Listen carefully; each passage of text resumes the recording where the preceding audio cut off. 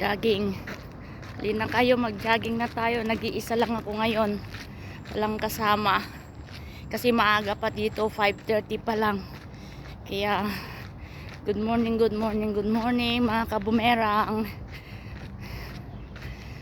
Ito ang routine ko pag Friday. Sa umaga, halos ako lang ang taong muna dito sa daan. Ito, dito sa amin. Tulog pa lahat.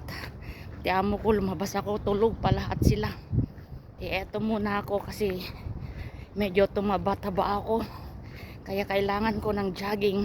Ay, lakad-lakad. Tsaka nag-iisa ako dito ngayon. Wala akong matawag na kasama. Sabi nila mainit daw. Pero mahangin.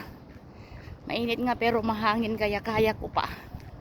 Kaya eto, dito lang ako sa Qatar ngayon.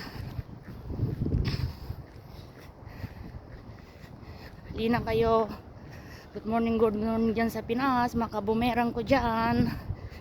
Ito na lang tayo, oh, maglakad-lakad, mag-exercise paminsan-minsan, lalo na pag may masakit sa kasukasuhan. Kailangan natin maglakad-lakad, kailangan natin ng exercise, wag pahiga-higa dyan.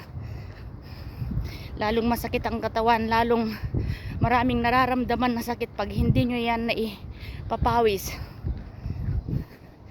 Ito, at the age of 52, oh, medyo sana Lord bigyan pa ako ng mahabang buhay, diba, sa kaka-exercise.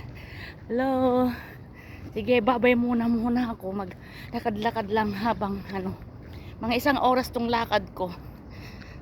Sige na, bye.